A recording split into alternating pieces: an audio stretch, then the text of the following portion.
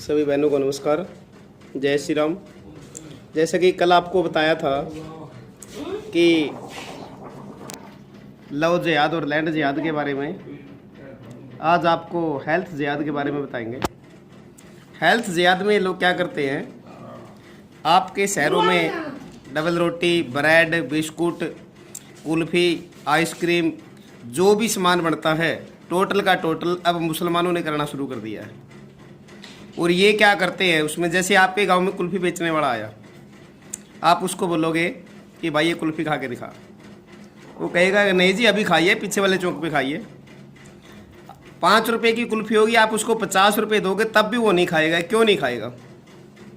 इसके पीछे एक इनका जो हेल्थ जिहाद का सिस्टम है वो बहुत बड़ा षड्यंत्र है। वो क्या है, जो भी खाने पीने की चीज़ें हैं मुसलमानों द्वारा बनाई जाती हैं, मुसलमानों के होटल हैं, उसमें ये प्रजनन शक्ति ख़त्म करने की टैबलेट मिलाते हैं। और वो क्या करती हैं, जब आपका बच्चा 18 साल का हो जाता है उनको बच्चे पैदा नहीं होते।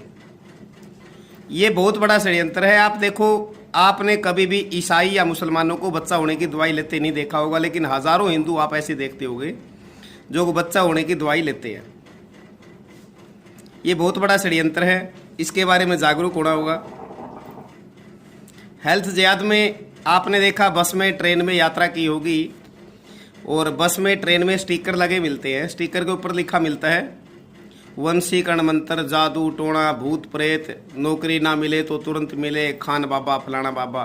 ये टोटल स्टिकर मुसलमानों के हैं। और ये भी हेल्थ जिहाद और लैंड जिहाद दोनों में काम करते हैं। आप इनके पास जाओगे, अच्छा पैसा लेंगे, फिर आपसे कहेंगे अजमेर जाओ, अजमेर जाओ, पीर बनाओ। मतलब इस तरह आगे से आगे ये क्या है कि चांद तारा का झंडा के आगे झुकाने की लोगों को आदत डाल रहे हैं। कल आपको बताया भी था कि पीर क्या होता है। जब हम मुसलमानों के गुलाम थे, जो 700-800 साल गुलाम रहे हैं, उनमें इन्होंने एक हमारे ऊपर टैक्स लगाया था, जजिया कर बोलते थे जिसको, और वो धर्म के आधार पर लगाया था, सिर्फ हिंदुओं पर लगाया था। और यदि कोई हिंदू मुस्लिम धर्म में चला जाता था तो वो टैक्स उसके ऊपर नहीं लगता था।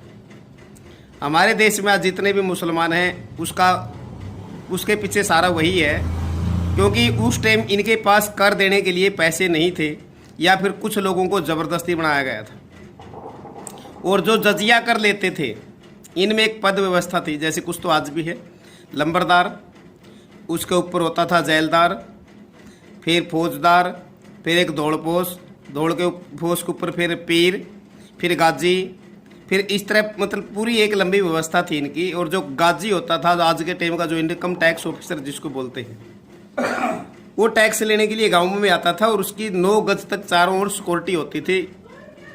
और जिस घर में, हिंदू घर में जिसमें वो टैक्स लेने के लिए जाता था, कर लेने के लिए जाता था, यदि उनके पास पैसे नहीं होते थे, उनका ब्योत नहीं होता था, तो उनकी घर में जो सुंदर माँ बहन होती थी उसके साथ वो बलात्कार करते, अत्याचार करते जब तक वो मर नहीं जाती। और फिर उसके ऊपर नीला कपड़ा डाल के उसको ऊपर वो जजिया कर लिया जाता था, जिसको लोग आज पीर कहते हैं। हमारे लोग समझ में नहीं आता बिल्कुल भी, पता नहीं कैसे हैं, उसी की पूजा कर रहे हैं, उसी से डर रहे हैं। अपने जो हिंदुओं के मंदिर हैं उनको पीछे छोड़ रहे हैं। आगे इन्होंने छेड़ा है व्यवसायिक जिहाद। व्यवसायिक जिहाद में क्या करते हैं, टोटल के टोटल काम मुसलमान वही करते हैं जिनका गवर्नमेंट को टैक्स नहीं देना होता। टैक्स हम देते हैं, घर इनके बनते हैं। जैसे किसी भी शहर में कहीं भी एक चौक पे हिंदुओं की 10 रेडी लगी हुई है और इन्होंने उनको हटाना है, ये कैसे हटाएंगे? वहाँ पर 10 हिंदुओं की रेडी है, उनके बराबर में 2 रेडी मुसलमानों की लगेंगी। जैसे 20 रुपये दर्जन आप पीछे से केले लेके आइए, वो भी 20 लेके आएगा। आप 22-23, 2-3 रुपये 2 दर्जन के साथ कमाओगे, वो उसको 20 रुपये ला के 15 बेचेगा। क्यों? क्योंकि आपकी जो 10 रेडी हैं उनके बराबर में 2 दिन भी नहीं खड़ी हो सकती। 2 दिन बाद वहाँ पर 10 की 10 रेडी मुसलमानों की होंगी। हिंदू उनका मुकाबला नहीं कर सकता, ज़्यादा दिन घाटा नहीं खेल सकता। और उनको जो घाटा हुआ है वो पैसा उनको मस्जिद से मिलता है। मस्जिद में इनके एक ज़कात फाउंडेशन होती है। हर मौलवी, ये जितने भी मुसलमान हैं टोटल के टोटल, चाहे वो भीख मांगता है, चाहे कुछ भी काम करता है, वो अपनी कमाई का 10% मस्जिद में देता है, इस देश को गुलाम करने के लिए, इस देश को इस्लामिक देश बनाने के लिए। ये बहुत बड़ा षड्यंत्र है, ये आपको समझना होगा। फिल्मी जिहाद में देखा आपने फिल्मों में क्या करते हैं। एक ये साईं बाबा भगवान बना दिया, चांद मोहम्मद नाम है इसका बाप का नाम भैरुद्दीन था और ये अफ़गानिस्तान का मुसलमान था। इसका बाप इस देश में डकैतों का ग्रुप चलाता था और इसने झांसी वाली रानी को मरवाने का काम इसके बाप ने किया था। ये जो चांद मोहम्मद है, जिसको आज साईं बाबा कहते हैं, ये पाखंड करता था, जादू टोना का काम करता था और जादू टोना का काम करते करते आज मतलब जब ये जादू टोना करता था उस टाइम बकरा काट के अपने हाथों से चावल में मिला के प्रसाद बांटता था। अपने लोगों को पता नहीं होता था, हिंदू धर्म के लोगों को, कि यानी कि जो ब्राह्मण होते थे उनको भी खिलाता था, उनका धर्म भ्रष्ट करने के लिए। 1858 में इनको दमा की बीमारी हुई। ये अपनी दमा की बीमारी नहीं ठीक कर सके। 1838 में इनका जन्म हुआ था। 1918 में इनकी मौत हो गई थी सांस की बीमारी के कारण। वहाँ पर पहले मज़ार थी 1957 तक, उसके बाद फिर मंदिर बना है।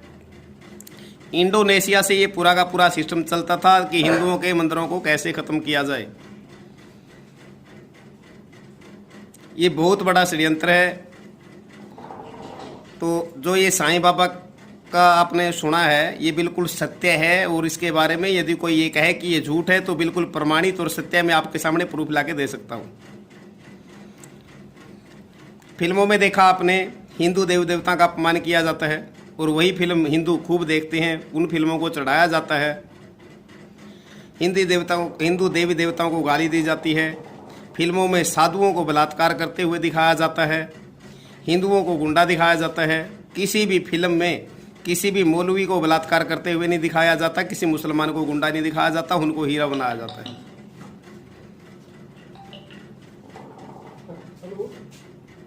जैसा इनकी जो कुरान है, कुरान में बिल्कुल साफ साफ लिखा है कि जो कुरान पढ़ता है वो एक सच्चा मुसलमान है, जो कुरान नहीं पढ़ता वो काफिर है, और जो भी सच्चा मुसलमान कुरान पढ़ने के बाद एक से ज़्यादा काफिरों की गर्दन उतारेगा उसको जन्नत मिलेगी, उसको स्वर्ग मिलेगा। ये इनकी कुरान में लिखा है। इनकी कुरान में 24 आयतें ऐसी लिखी हैं जो हिंदुओं को बिल्कुल काटने मारने की बात करती हैं। तो हम सबको एक होना होगा। हमें जातियों में बांटा गया है। हमारी 36 जातियां हैं, इनकी 82 हैं। 82 फिरके बोलते हैं ये उर्दू में, और हमारी जातियां हैं जो ये 82 हैं। जैसे मैंने पहले भी बताया था कि हमने 1911-12 में या 1913 में जो मुजफ्फरनगर दंगा हुआ वहाँ भी प्रचार करने गए थे। हमने लोगों को बताया था कि हिंदू तो कहता रहेगा कि हम हमारे दो छोटा परिवार सुखी परिवार, लेकिन मुसलमान उस टाइम भी एक ही बात कहता था कि हम 5 हमारे 25 इंशाअल्लाह 2020 तक ये देश हमारा गुलाम होगा। राज किया था, राज करेंगे।